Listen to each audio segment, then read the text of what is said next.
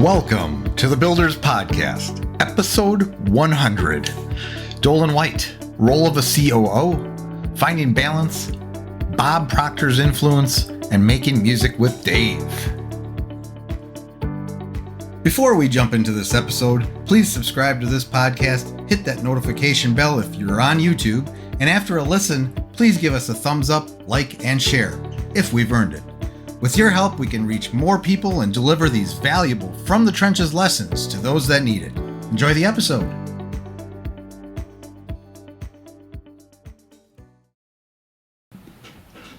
Hello, everybody. Welcome to another The Builders. Today, we are rejoined by Doland White. Welcome back to the show. Thank you very much. Thank you. It's good to be rejoined. Yes. Or re-participating. Reparticipating? Yeah, Could be. Whatever you want to call it. You can call it that if you want to call it that. Thank you. This is episode 100. Now, the deal is that Doland was my first guest. He took the chance on me. I remember you saying, I'll take the chance. What's the worst thing that can happen? We have a conversation and we never publish it. Exactly. Exactly. Then you came back a couple more times. That was episode 11. I'd done some solos before that. Came back for 28, 65, and now 100. Yeah, and I appreciate you. Yeah. Wow. That's pretty good. Yeah. And we did a Sadie Hawkins in there somewhere, too. Right. Yeah. So the last one was your idea. You flipped the tables and you interviewed me. That was fun. Yes. I remember that. Yeah. Yeah. So I was like, obviously 100 had to be special in some way. And what better way than this? Be Thank joined you. by our good friend Doland. So how you been doing, Doland? I've been doing wonderful. Been doing wonderful. The family is great. We've had new members show up. New granddaughter came. Kids are good. Marriage is happening next year with kids, and I'm still married. And just Good job. Although tomorrow morning, every Saturday I test my key in the front door. Does it? Yeah, okay, it's a good week. But no, you know what? How many years have you been married? 36. Uh-oh. Oh, no.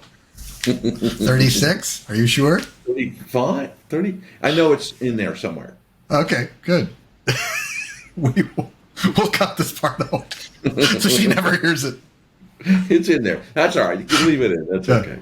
That's all right. Yeah, She that's knows good. I don't know. I just, I don't know how she's put up with you all these years. It makes me wonder. It does make. There are moments. I do have moments where it does make me wonder. So. Anyway. Yeah. Well, we're on 20 over here. You've been 20 married years. Yeah. 20 years. Yeah. That's so we're hanging in there. It's easy to know when you have the round. It's the numbers between the round numbers.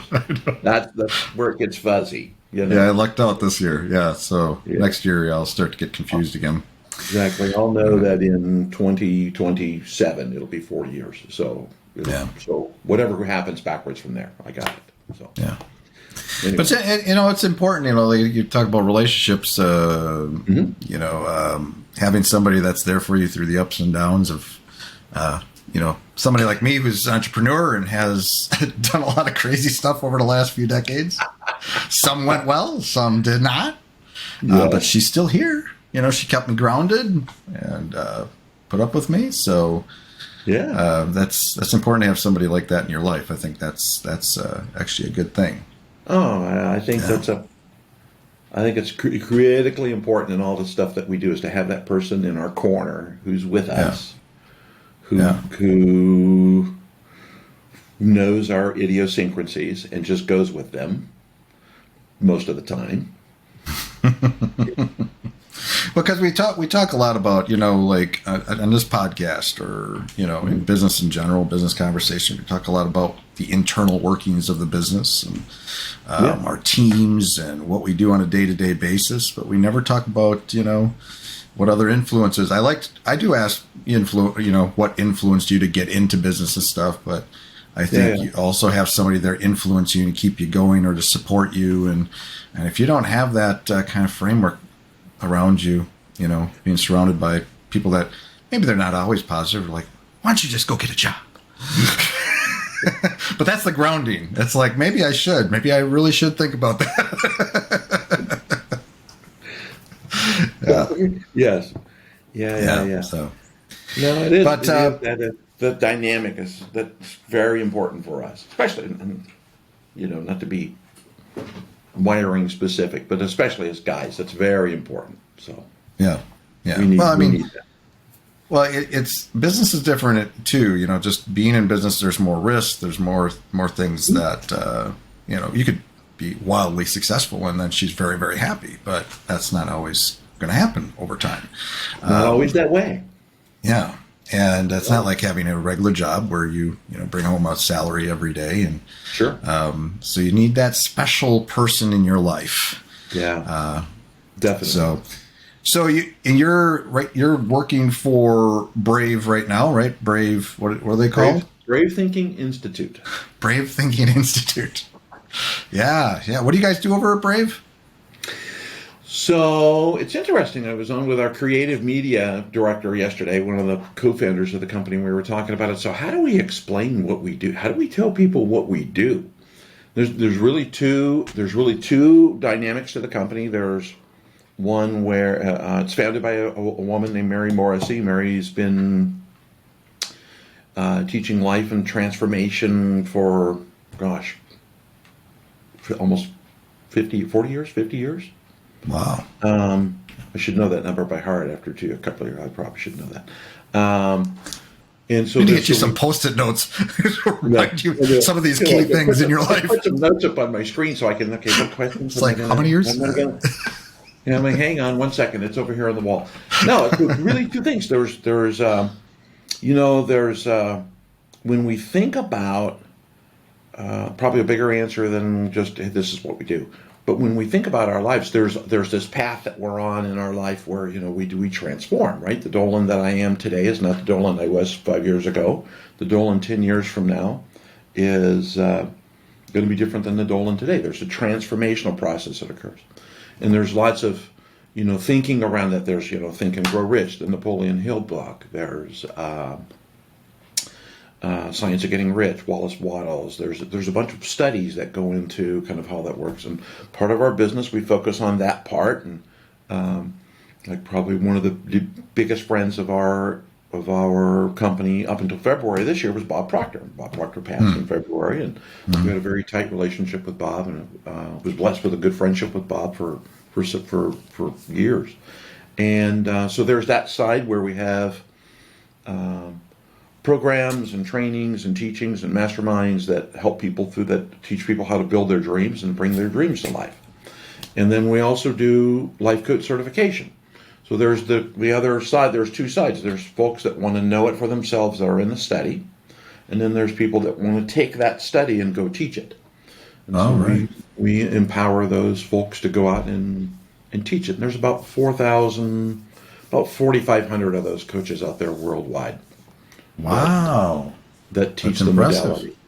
Yeah. And it's amazing to see, all the different degrees of success. There's multi-million-dollar coaches, and then there's coaches that, do a little here and there. Because success is, we've talked about as a very personal thing.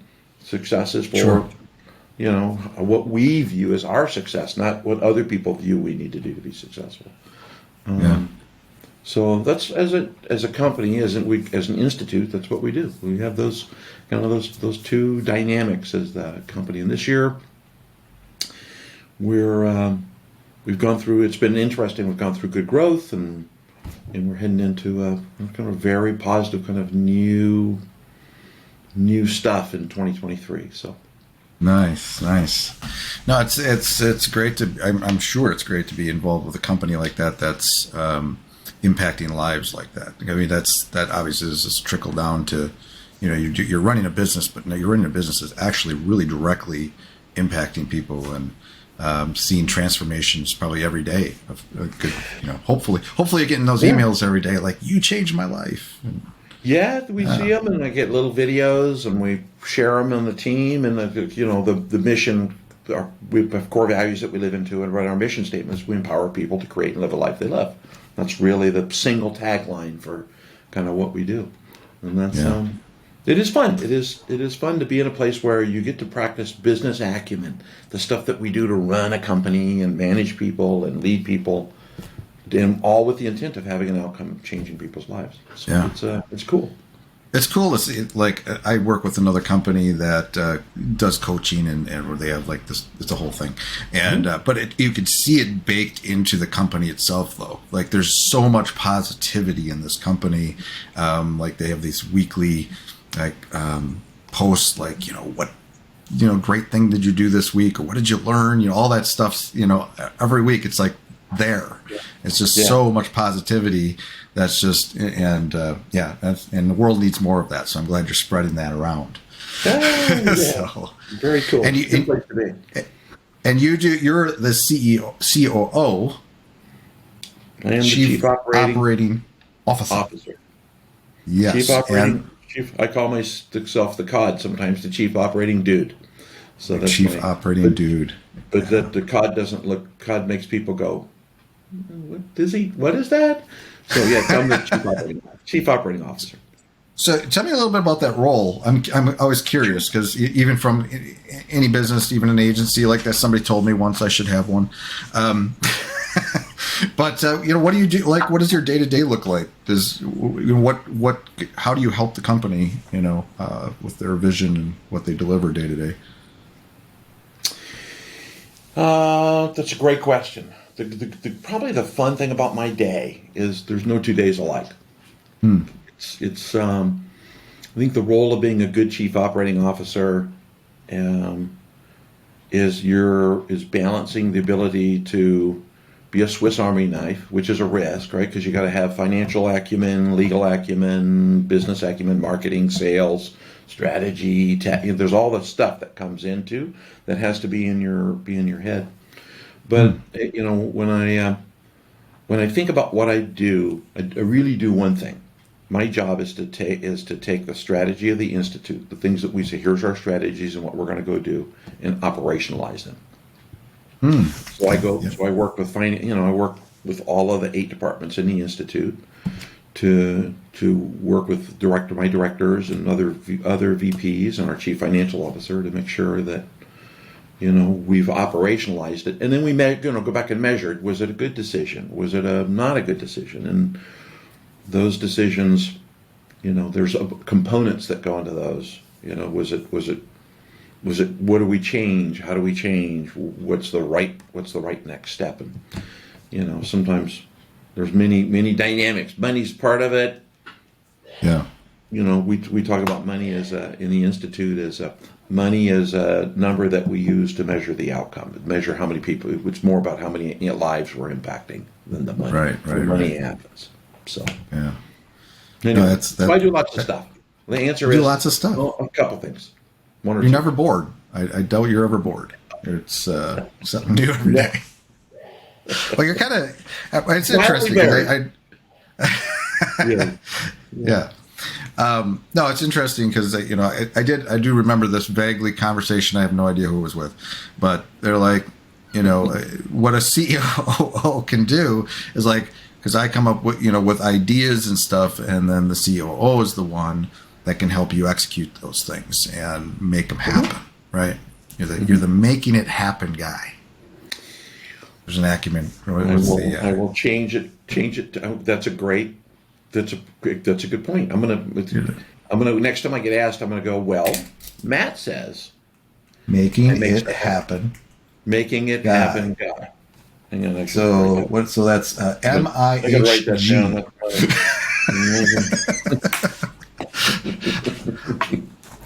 So no, it's that's awesome. Obviously, you love it. Now you have like decades and decades of experience, like in some large companies. Throw some names out there.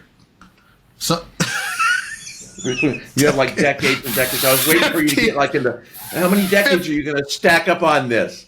Decades and decades and decades and probably more decades. Well, I've got decades. You've got decades. I got decades. A lot of decades. Yeah, like this many decades. Yeah. I had somebody. I was at a client, on-site client meeting. Was that yesterday or day before? 2 days ago. And the ladies, there was we were at a big table. There's probably 15 people, and we're doing a presentation, whatever. So somebody, we're talking about WordPress, and I was talking to their developer, and I said, something about, some people, like WordPress has gone so far, and the block development now and all this, we're trying to stay on the cutting edge, and so we're doing new things and all this, but some people like to do things the classic way. They like to do things, the kind of legacy classic way, and that's okay, and she looks at me, now she's probably, I'm not going to try to guess her age, but she's, anyway, so she says, "Are you calling me classic?" Oh my! In front of all these people. And I'm like, yes, in this context. But only in a positive way. Only in a positive way. In the most positive way you can interpret what I just said. You got second head, second, right there. Oh my God. That's awesome. That's fantastic. Yeah. So anyway, you have some experience. A little bit. Yeah. And you've worked with some good, what are some of the companies you've worked with in the past? I could look at your rap sheet here. I can actually the rap sheet doesn't. Depends upon what's actually on the latest. We used to go to the post office and be able to see who was wanted by the FBI. We don't have to go to the post office anymore. We can go online and see. So I don't ever know if I'm still wanted. No,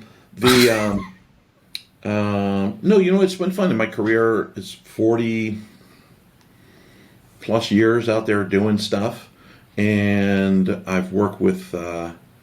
Started off as a technologist and an engineer doing network back in the days when we had to hit stuff with a hammer to make stuff work and connect things the hard way. Speaking of classic, and so I've did that for like 30 years and worked for companies like Novell. Nobody will know who that is at this point in time in their life because it's gone for quite a while now. And, the original networking company, and also had a chance to, the friendships and relationships that happened through all the years. Worked for a company called ServiceNow and went all over the world teaching professionalism, and had a chance to go to 14 different countries and teach engineers, which is fun, how to be professionals when they actually show up. And yes, you do have to iron your shirts, and yes, you do have to wear pants and stuff like that. Very, very easy professionalism course. And so if you had pants on, you passed. And then I had a chance to shift gears, right? So we met back at Rapid Crush, and with two gentlemen, Jason Fladlin and Will Matos, and you were there, and I joined as what was originally this chief technologist, and that lasted about 75 days, and somebody said, that's enough of that, why don't you just run the thing? So I was CEO for a while, and then had my own business, and did consulting for 14, 15, 16 months, give or take a nickel. Had a really good time, some great clients, and then joined Brave Thinking 2 years ago in January. So awesome. It's been an interesting trajectory in my career to be able to take all of this stuff that you learn and put it all into a, kind of a what did we say I do? I get stuff done. Making it happen. Thank you. Making it happen. I need to go back all look at the notes. I'll memorize that. I have it. I wrote it. I'm old enough. I am at that stage where I do need to write things down and reference them. So. But that's the reason I asked that was because you have that foundation. So obviously that probably makes you very well equipped to do this multifaceted, making it happen kind of thing. in your current role. That's all those experiences. You probably have a massive amount of experiences in different types of businesses, different problems you've solved. And really, it sounds like, I think, like a COO is really, you're also a problem solver. That's kind of, you listen to what needs to be done and you figure out how to get it done and solve the problems along the way. Yeah. So it sounds like fascinating work, to be honest. It is fun. I know when Mary and I talk about it, Mary Morrissey and I chat about it. It's one of the things I tell her is I stand at the gate. So I am looking at, I'm helping solve problems and give guidance and, move things forward. Probably the most fun thing is every day I learn something new. We continue to stretch. Right. There's a roles in any roles, whether you're an entrepreneur or you have a job or however it works. We're all in one way or another. Bob Proctor used to call it trading time for money, right? We trade time for money. And one of the most valuable pieces of all of that is the ability to continue to learn. And I muck stuff up. I said muck. Let me be careful. So I muck stuff up and get some things right and get some things wrong, but we learn, and because of that, it's great to continue to expand. But the years coming into it, all that experience coming into it, hopefully reduces the number of, it increases your accuracy, so you get closer to the bullseye. Sure. So, yeah. Or at least you hit the target without hurting people. So.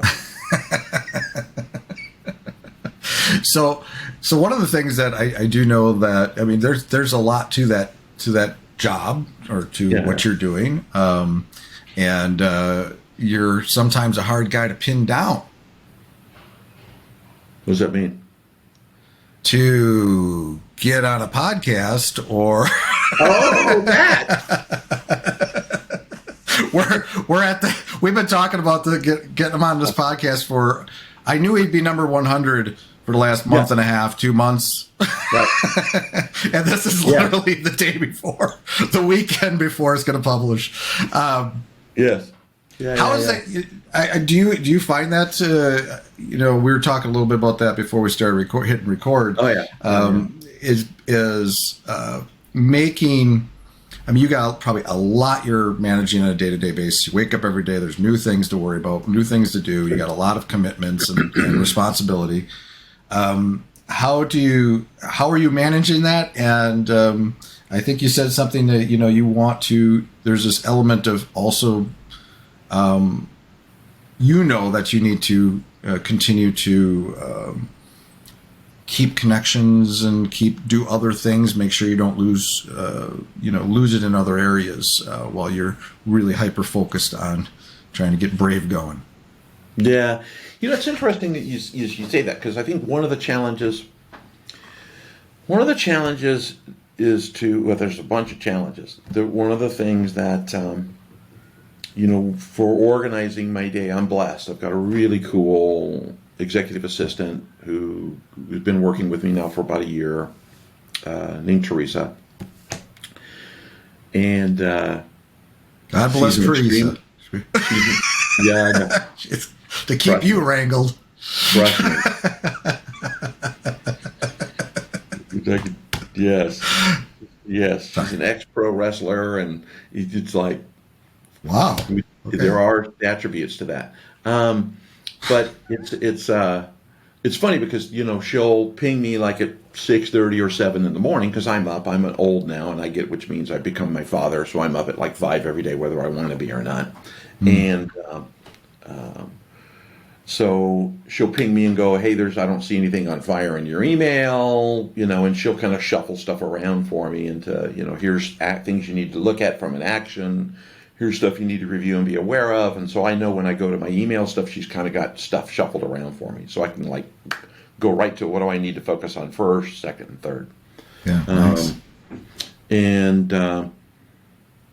So she helps. So there's some we can talk more about organizational stuff later. But one of the things that I've set a personal goal for this coming year, as we all kind of think of goals and things we want to do,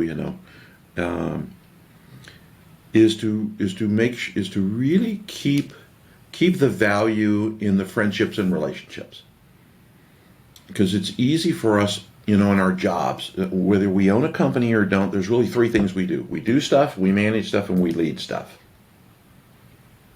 And kind of that's all we do. We do, manage, and lead.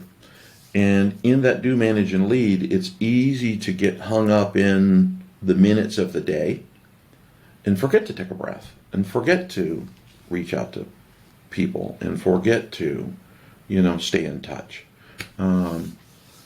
There's a mentor out there that I'm really fond of, a guy named David Meltzer. And David talks a lot about gratitude and staying in touch and kind of broadening those. So it's important, and I've not done really well with it, kind of to your point of, let's get on the podcast and do this stuff, and I kind of go, yeah, but I'm focusing on budget, and yeah, I'm focusing on that, and yeah, I'm focusing on, the 111 people that work in the Institute to make sure that everybody's going, and performance reviews are done, and HR stuff going, and all the stuff. And then Matt's over here like, hello. I know. Let me send you a little text. Actually, you did a really good job, especially when it shifted to a text message. So that's right. Getting serious now. So yeah, because this doesn't leave me, right? So I got your number and address. Exactly. I know. But it brings back the importance of remembering that, like, when we get together, we have fun. And even though we get a chance to talk about business and things going on with you and your your wife, and what's happening in the family members and stuff that's going on all around you, we have fun, and it's easy to lose those moments of remembering that it's all right. Stop, take a breath, go have some fun, go reconnect and laugh a little bit, because it changes all of your dynamic. It's kind of like when you do gratitude in the morning and you write a gratitude list. It literally changes your physiology. Yeah. Your body changes, and when you do that, and it brings you closer to, other things. Fun does a similar thing. There's endorphins that happen, and I think as an executive or as a business owner, it's easy for us to lose track of fun. And when we lose track of fun, we get cranky. When we get cranky, we're not as effective. And then our wives remind us that we're cranky and put us in another room until we aren't cranky, and then we're allowed back in. So, yeah. No, she can't hear me. Anyway, so we're good. But to your point, I think, we were talking about earlier about it's important to keep relationships going. And it doesn't mean going and spending an hour with someone. Could it be as easy as sending an email or just a little touch. So a little touch, yeah. I think figuratively a touch. You know what I mean? So let's not go there, please. Yeah, thank you. Okay, sorry. Let's keep this professional. Damn it. Come on, right. Doland. Let me get started. All right, I'm ready. Okay. All right. Okay, another sip of coffee. We'll keep going here. All right, good. We'll keep going. Sip of coffee. Okay. No, I actually, so back, what you're saying, resonates with me. I actually think, in a strange way, the podcasts for me are sort of that outlet. And sometimes meetings, with certain people, like I've even told people, I said, I get on a meeting, I'm like, this is my time to relax. Mm-hmm. I've had a crazy morning, get on a meeting, I know I'm talking to somebody I enjoy, and, in various capacities, whatever. But, so finding those moments where you can relax and banter a little bit and have fun. Even on a meeting, you can, have a little small talk in the beginning and just, but also that can translate also to, I don't know if everyone's great about it, but into like Slack channels and things like that. Sometimes I'll add a little banter in between. Some people are just all serious and they ignore it. I'm probably that guy that adds a little couple extra emojis. Yeah. Yes. But I'm that. I'm that. I do what I do though because it's really important for me. I think to know that I'm enjoying what I'm doing. Like I wouldn't be here if like I enjoy solving problems, even if something's on fire. Like I'm probably going to throw a joke in there. Try to lighten the mood a little bit. Because. Yeah. Sometimes I think that helps you solve the problems because it's like you can get really tied up in all this like craziness and start pointing fingers and doing all this stuff. But at the same time, I think if you lighten it up a little, we're all human. This is a problem. Let's work through it. That type of thing. But I digress a little bit here. But I think you're right. I mean, finding those times it's very easy. Like.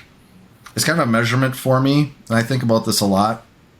It's a measurement for me in terms of also building my team and everything, in that if I don't have the space if for some reason I couldn't do a podcast, I couldn't spend the hour and a half to do a podcast or get on an intro call or do some of these things or take a break, go down and get some coffee if I'm just constantly pounding at the keys. Like, something went wrong. Yep. Something went very wrong and I need to think about this. But I don't, because and that's why like I hired a project manager, I don't know, 5-6 months ago. She's coordinator, pit manager. She helps me with projects, onboarding stuff, assigning stuff, getting stuff done. Cool. And but I knew I needed that because I started to get to that burnout point where I'm doing too much and spending half my day doing this particular thing only, and but sort of designing it so that I do have some breathing room in between and do continue to enjoy what I do. Yeah. But all of it all ties into, for me, I try to listen to my body. If I'm getting tired or if I just feel exhausted, something's wrong. I need to take, even though I got all this stuff to do, it'll be there tomorrow. Maybe I take an extra few hours off today, or I work a lot, even some weekends, maybe most weekends, but I still find that time when I listen to my body. I listen to, I think it's different for everybody what you need. And how you construct that, but you got to find your balance. So, hopefully Doland will find his balance. I'm working on it. It's one of those things. I think that we tend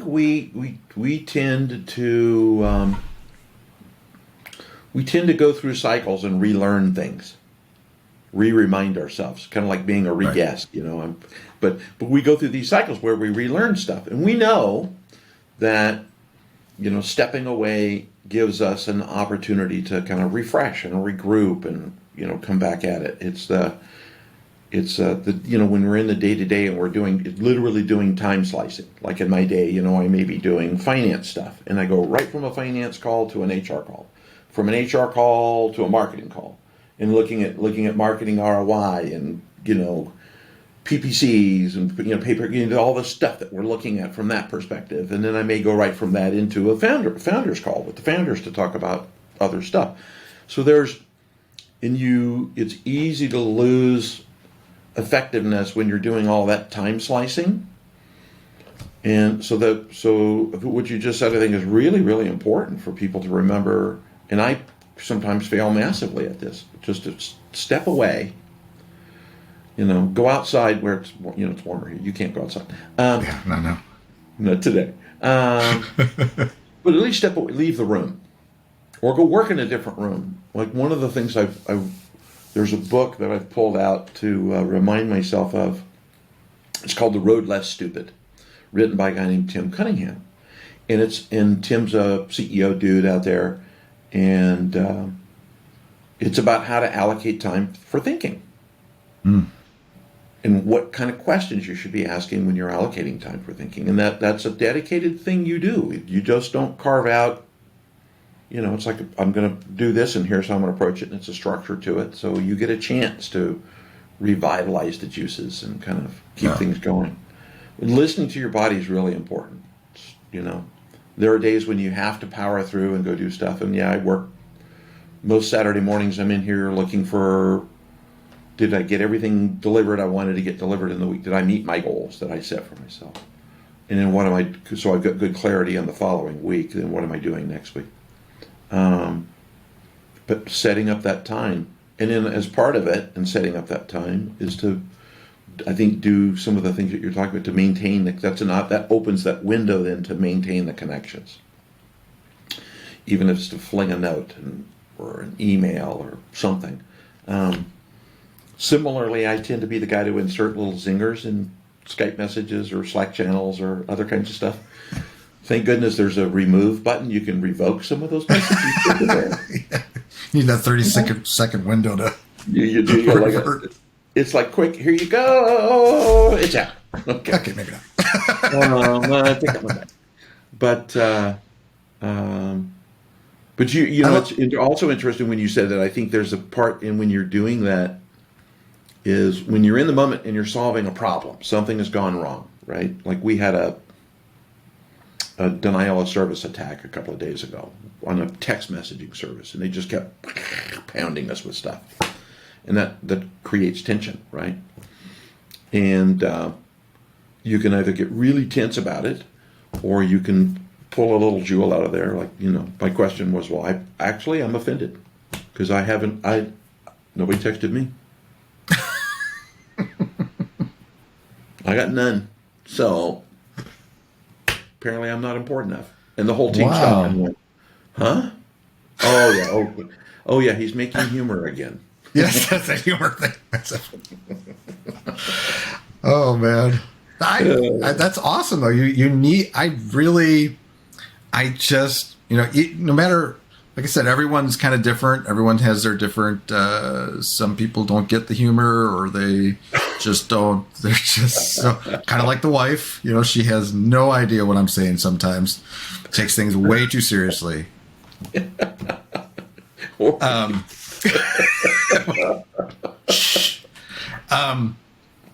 But yes, but it's also about being authentic too. This is my personality. This is who I am. I enjoy what I am here. Yes, it's a problem, but I still enjoy what I'm doing. I still enjoy solving problems. I actually think it's great. This is another thing for us to solve, and you're like, we did it. Yeah. But the other thing you're talking about here too is these little notes. And this for some reason, this past week, more than I've seen happen before, is I'm getting lots of notes, like in LinkedIn specifically, checking in. Hey man, have a great holiday. From different people, and that's awesome to see. And in fact, I'm trying to do the same thing. I'm like, I have my list of people I want to go through and just drop a little note. Hey, I hope you're having a great holiday. I've been doing that already, through emails and stuff. But I think that's important to maintain those connections and just, even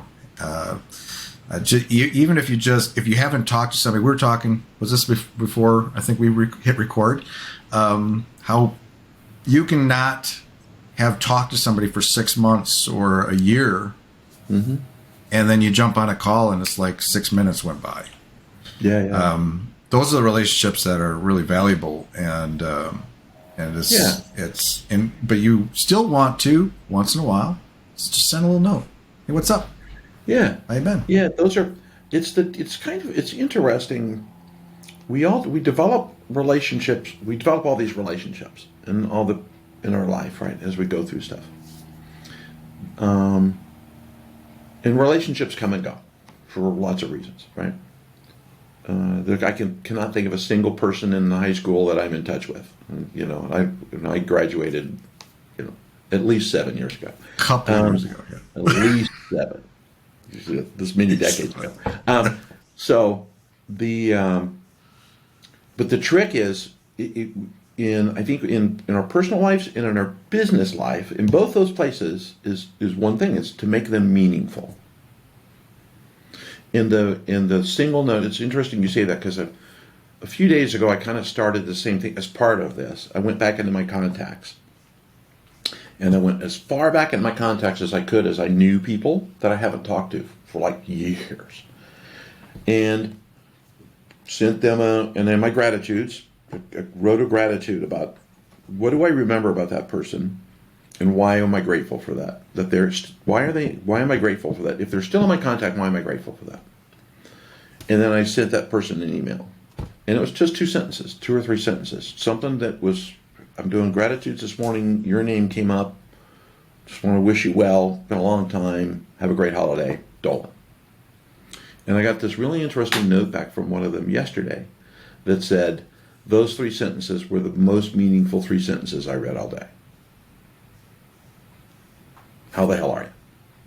Yeah. And I thought that was a testament to that thing about just the difference between having a relationship and then doing one small act to make it meaningful. One small act just to make it meaningful. Yeah, and you never know how that'll impact somebody too. They might be having a hard time right now, or they might be, It's hard to say. It's the act of giving, right? It's reciprocity. Yeah. When it's the giver that gets. Yeah.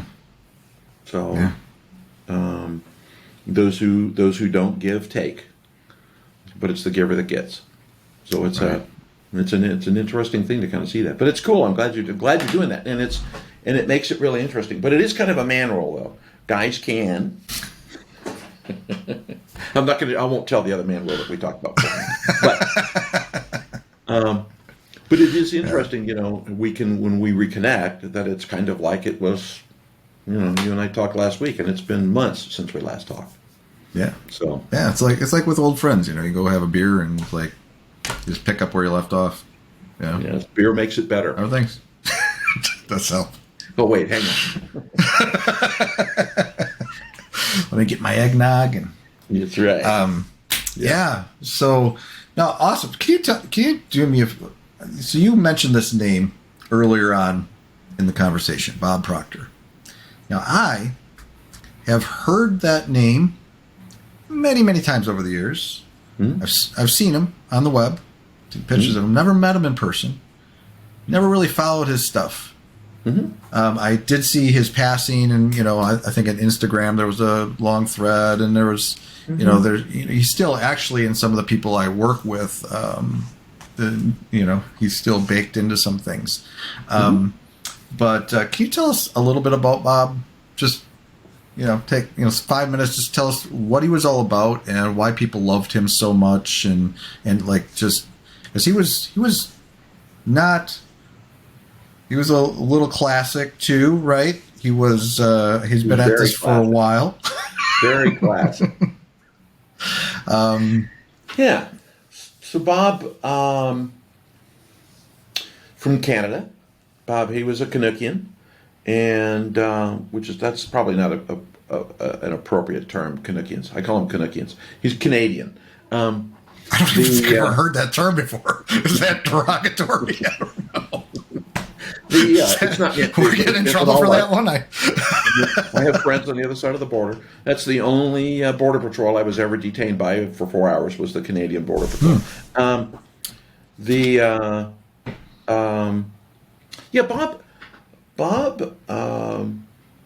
Bob's study was Think and Grow Rich. And matter of fact, I have a classic copy of Think and Grow Rich that Bob gave me with his signature in the front of it, and that says "Keep going," and "Who are you again?" But nice. It was very, very affectionate. But Bob was a neat man. When I met Bob through Rapid Crush, and because they were one of our business partners, they were an affiliate partner at Rapid Crush, and they were generating a lot of revenue. And I called their company and said, "Who are you guys?" And was invited to attend one of their events, a Paradigm Shift. His son Brian, who was put me in a VIP table 2 feet in front of Bob, right in front of the middle, right in front of the room, right in front of his microphone. And I thought, this is really cool because I can't even get up to go to the bathroom without Bob seeing me. Right. Oh, so you're stuck. I drank nothing for 3 days. And I started it off with this thing. All right, teach me something, old man. And by the end of the 3rd day, I knew I didn't know enough. And couldn't really figure out what was going on. Bob's teaching was really about, it gets kind of a corollary to some of the things, some of what Mary teaches. But it opened a door around, we all have paradigms and we all have ideas and thoughts on how we do stuff. And Bob's teaching was all around,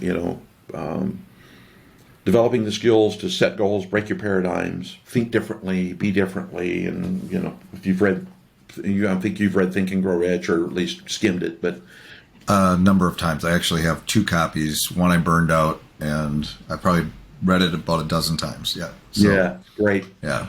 It's a great foundation. Always within fingertips of my desk. And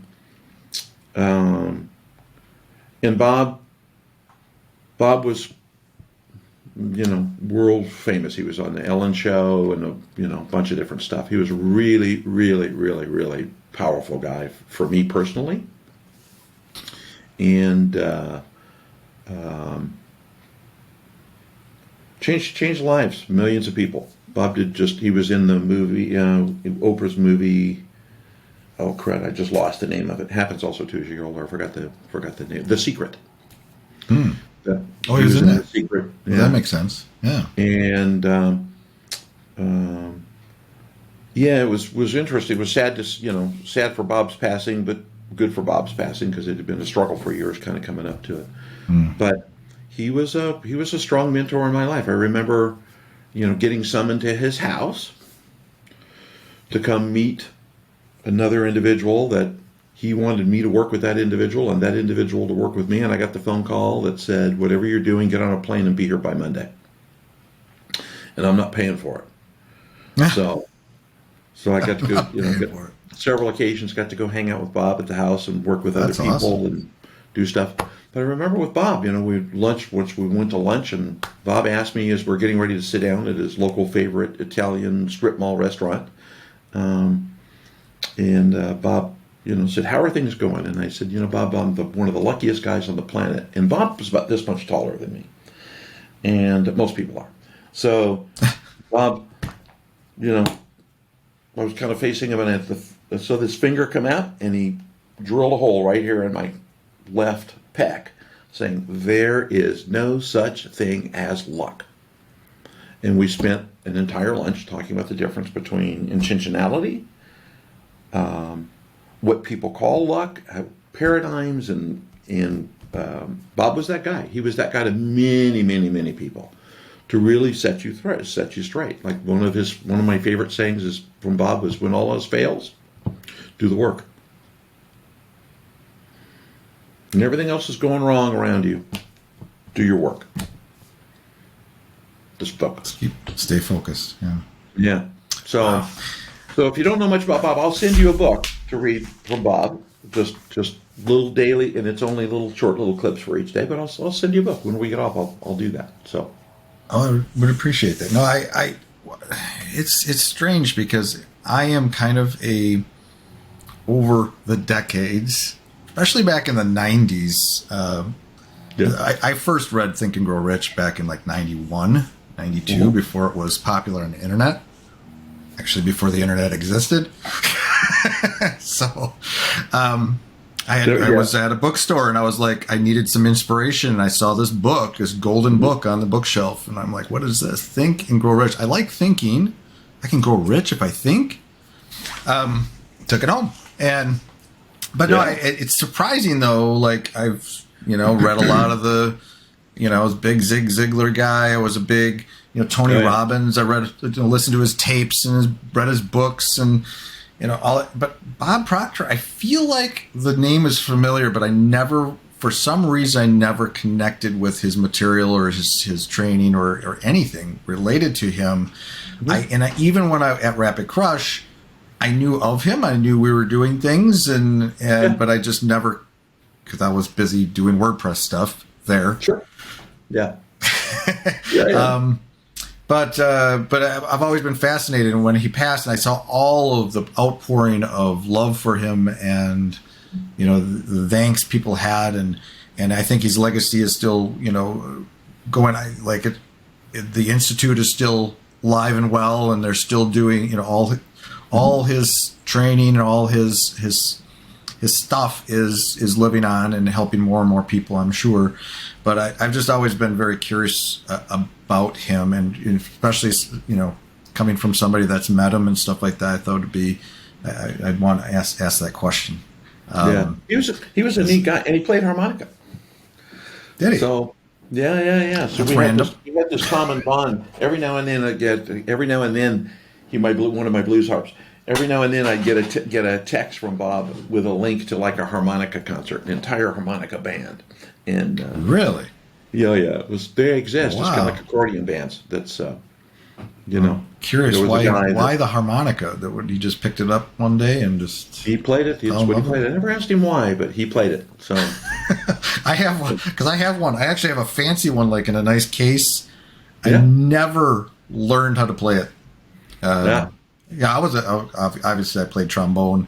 I think you knew that. So I do have a musical background. Mm-hmm. And musical background, and I tried, like, it was a harmonica. I had a harmonica, and I also had a guitar. I still have a guitar in my basement somewhere. Never learned to play it. It's like there's a few instruments I got, and I probably opened a book and spent an hour and just never clicked. But so that's a good segue, because there's something else I want to just spend a few minutes with you on. Okay. I'm ready. Let's talk music a little bit. I would like to. I know early in our conversation, maybe even our first episode, which we simply called "A Conversation with Doland White."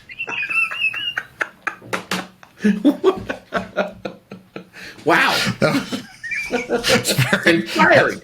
That tells you a lot about what we're talking about in that episode. Oh my God! But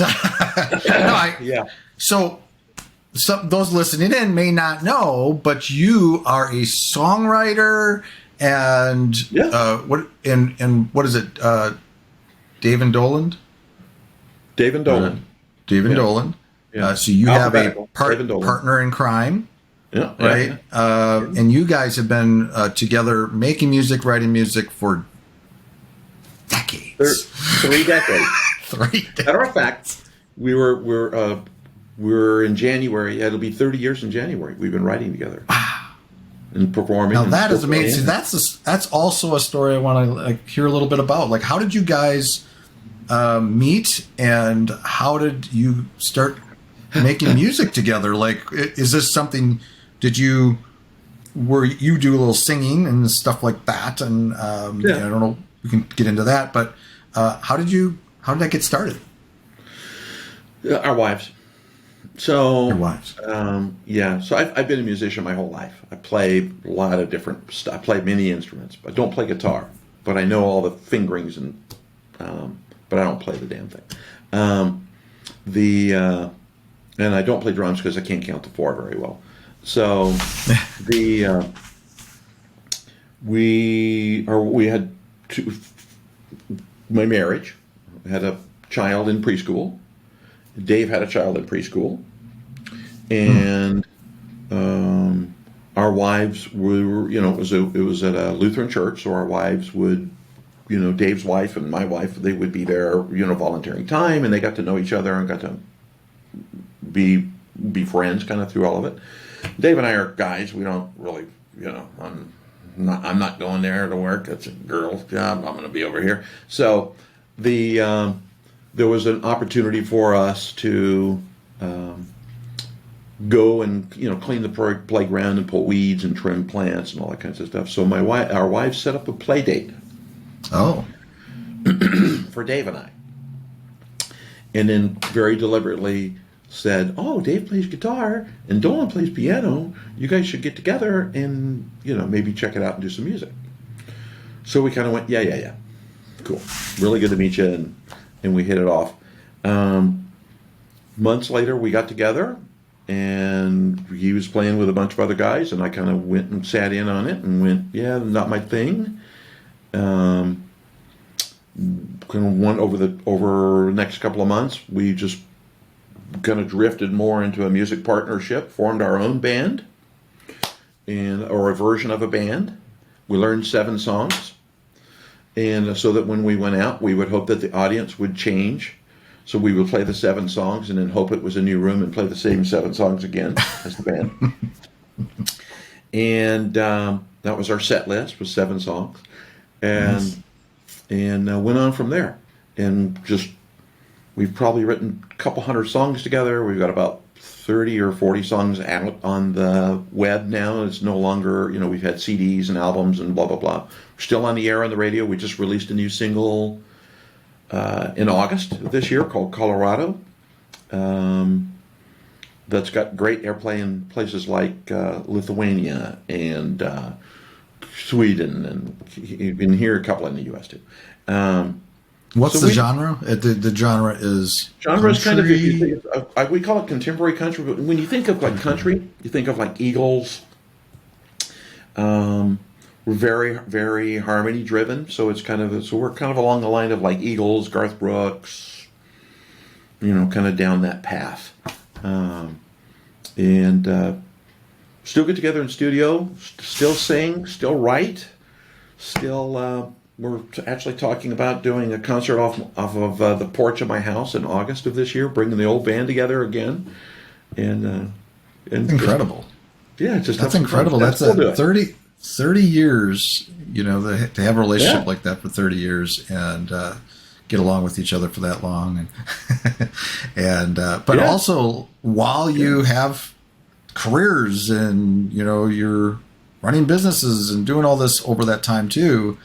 I mean, what does the music do for you? And like, have you ever thought of it being like a full-time gig, or has it always been something, this is what we do on the side? Or, I mean, did you have any aspirations to, or become just a songwriter and this is what you do, or? No. So I'm at the point in my life where I know without any abandon that there's money going that way, not this way. And we still have aspirations of it. Boy, it'd be great if this song got picked up by Blake Shelton or by right. Jason Aldean or by there's a bunch of anybody actually. We're not too picky about it. But not really. It's I've done tours, played clubs, done the tour, close the bar thing, all that. Where that's not anywhere near on our radar. We actually prefer playing the senior citizen set, which is like from 4:30 to 6. That's when they're all in for the cheaper early bird dinners or happy hour stuff. So it's kind of adapted over the years as your life has evolved and it's that non-work me. It's an opportunity. It's like when you're I get to go do something else. But I think that's what's cool about it, though, right? It's like this passion you have on the side. Yeah. That, like, you would never guess the business Doland would be having fun and making music and singing over here, but has that lent to the balance in your life and your happiness and helps you get up in the morning because you're not just only bogged down with business. You're thinking about making music and having fun with your friends. Yeah, it makes a difference, and I think everybody. I don't really care what it is. You should have you need a passion. You need to have something that's yours, that's your unique skill. And it could apply directly to your. It could be something you bolt to your career if you find that as something that's part of what your career is. But I think that's a really important thing, is to have that passion so you can, step away. And I tell my team, like on Wednesday nights when I go to studio, don't call me. Just that's your time. Because I'm not gonna answer you. You can live without me for a couple hours. And so far they've not done that. Of course, I'd pick up if they did, but the intent is it's an opportunity to, it's kind of to your point. You were talking about listen to your body and recognizing where you are. It's kind of like it's like spiritual nourishment. Like that spiritual nourishment. Yeah. It gives you that lift. So Yeah, I'm kind of myself. I'm kind of in between, or like, I used to like my thing was, it's not anything that would make me money or anything, unless I competitively did this. But I love playing games for years. Yeah, I don't know if you knew this about me, but I kind of big in the PC games, and even before that, like console games and all that stuff. Sure. For a couple of years, I was obsessed with World of Warcraft. I even was in a guild. I even raided. I was a tank. I was a feral druid. I was the whole thing for a couple of years. That was like I couldn't think of anything else. Then I played Skyrim and Fallout and all this stuff. Oh, yeah. But in the recent years, I've been paring that back, and I kind of don't play games for the first time in decades. Wow. Wow. Because I've always loved games and stuff. And I kind of, I don't know, I'm just in a stage in my life where I think that part of it's my business, my agency, because it's grown so much and I'm doing so much more, and that's all I think about. And I don't have time to take the breaks I could in the past and play for hours. I'm kind of in this place, though, where I feel like, though, I do need to find another thing, whether that's golf. I like golfing, whether it's some kind of pastime, something that I can do. I don't know. Maybe I pick up that harmonica and start playing that thing. And I'll tell you all about it. I'll send you a couple if you want some. So you're saying, you're saying like how you're working on things, and with the time management and staying connected and all that. This is kind of my thing. Like it's very easy to want to, to work around the clock and only think about business. But I do feel like there's that need, because gaming was an escape for me. No matter what was going on, like I could get into a game and I'm thinking about, scaling up my character, or, how I'm going to, reading up on a raid, how to beat that next boss. It, like, takes you completely out of the world you're in and all the problems you might be having or whatever, and puts you in this completely different space, and that it's kind of this fantasy world for me. But music's probably doing the same thing for you. It's like this space where you're thinking about the songs, you're thinking about creating that creative thing. So yeah, it could be art for me too, because I was an artist at one, very early on, many decades ago. Very talented, by the way. I remember seeing some of your art. So for a little while there, I started posting some stuff online, a little digital art stuff. But yeah, I agree with you. I think having that passion, and in my mind, and you've touched on it, there's no right or wrong. It's what's passionate for you. Yeah, and I play console games every now, once or twice a week. I've got I had a knee replaced last year, and so my kids bought me an Xbox, and so nice. And part of it because they had memories of when they were growing up. We played Halo together. Cool. And they loved it because, I was the guy, they call it poning a noob. So I was the guy that, like, I would appear and I'd be dead. And then I'd appear and I'd be dead. You're like the distraction, bring them up. Bring Doland in for the distraction. We'll come in from the back.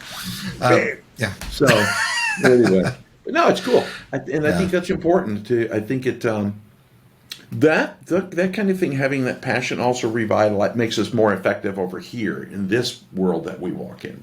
Yeah, I think so. Yeah. Because we need that's kind of like we're talking about having, the strength from having a strong partner with us, somebody that's supportive, listening to kind of who we are and paying attention to our body and our thinking. And, it's all about balance. It's about, a lot of these things you can't just work all the time. You have to have other things in your life, whether it's physically, mentally, to bring you balance spiritually. Let's this. I always know I'm having a great conversation with a friend when it's like at an hour and we're still talking. And I haven't even thought about like closing this down. So we could go another 10 minutes and it could be a record, but there you go. I think we can call it. So we can call it. Your podcast, whatever you'd like to do. Well, you probably have other things to do today, I would imagine. Maybe you blocked a few hours for this, but no, I thank you so much for being a part of number 100 and being the fourth time on. I can't believe you're coming back. I don't know what you're thinking, but absolutely. But it's always a pleasure. It's always so much, all that experience, all those insights, all that. There's so much we can learn from you and share, and we just and having fun in between is makes it even better. So, thanks again, Mr. Doland. Until next time, right? Until next time. Next time. Happy training. That's all for today's episode. I hope you enjoyed that. Again, please subscribe if you haven't already and give us a thumbs up if we deserve it. If you want to comment on this episode's page, provide me with requests on topics for future episodes, or inquire about being a guest, please find your way to thebuilders.fm. You can contact me there or add a comment under these show notes. Now a word from our sponsor, my agency, Unified Web Design. We build custom websites, features, we maintain websites, we work with agencies to fulfill their web design and development needs, and more. If you're interested in our services or are looking for an agency to work with as a partner to build awesome sites for your clients, feel free to reach out to me at unifiedwebdesign.com. There's a handy contact me link at the top. Fill out that form and it will open a ticket, and that ticket will find its way to me. Thanks for joining me today. We'll see you next time.